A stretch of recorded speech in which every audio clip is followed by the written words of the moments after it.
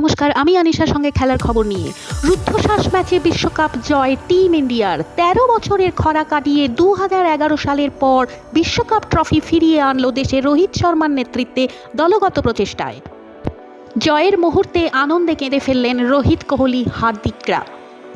স্বপ্নপূরণের রাত ছিল শনিবার ২৯শে জুন। অবিশ্বাস্য জয় কিন্তু প্রত্যাশিত।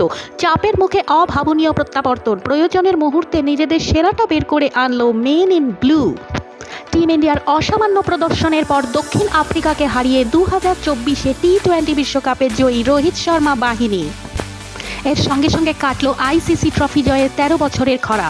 শুরুতে কিছুটা চাপ তৈরি হলেও ২০ ওভারে ১৭৬ রান তুলতে সমর্থ হয় ভারত, যার জবাবে ব্যাট করতে নেমে ১৬৯ রানে শেষ হয়ে যায় প্রোটিয়াদের ইনিংস। কঠিন মুহূর্তে ঘুরে দাঁড়ালো ভারত। বল হাতে শেষ ৪ ওভারে ভেলকি দেখালেন জসপ্রীত বুমরা, অর্শদীপ সিং ও হার্দিক পান্ডিয়া। সেই সঙ্গে মিলারের অবিশ্বাস্য ক্যাচ ধরে সাড়া ফেলেছেন সূর্যকুমার যাদব, যা ম্যাচে ব্রেক থ্রু এনে দেয় এবং ১৯৮৩ সালের কপিল দেবের বিশ্বকাপ জেতার মুহূর্ত ক্যাচ ধরে মনে পড়িয়ে দেয়। হাড্ডাহাড্ডি লড়াইয়ের পর প্রায় জয়ের দোরগোড়ায় পৌঁছে গিয়েছিল দক্ষিণ আফ্রিকা। শেষ ৪ ওভারে প্রয়োজন ছিল মাত্র ২৬ রান। আর সেই সময়ে ভারতকে আশা দেখান হার্দিক পান্ডিয়া।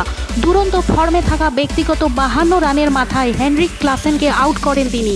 এরপর জসপ্রীত বুমরা মার্কো জনসনকে আউট করে দেন, আর তাতে আরও চাপে পড়েন প্রোটিয়ারা।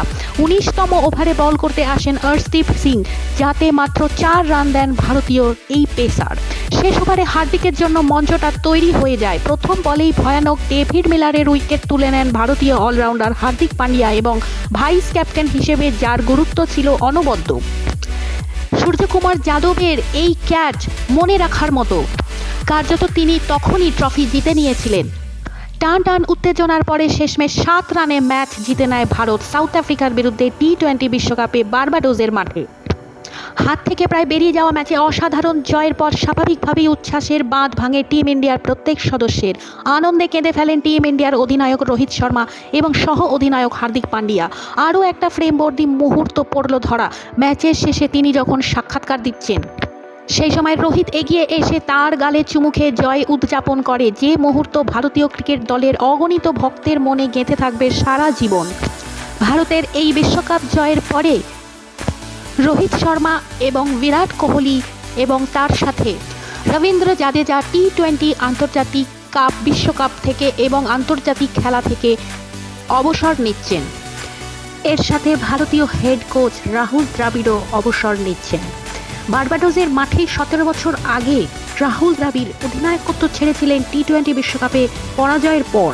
আজ কোচ হিসেবে সেই ট্রফি গৌরবের সাথে দেশে ফিরিয়ে এনেছেন এবং সুখের মুহূর্তে তিনি অবসর নিলেন।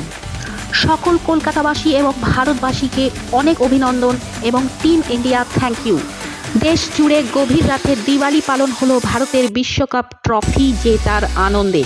কলকাতা, দিল্লি, মুম্বাই, নাগপুর, আহমেদাবাদ, সুরাট, ভোপাল, সর্বত্রই একই চেনা ছবি।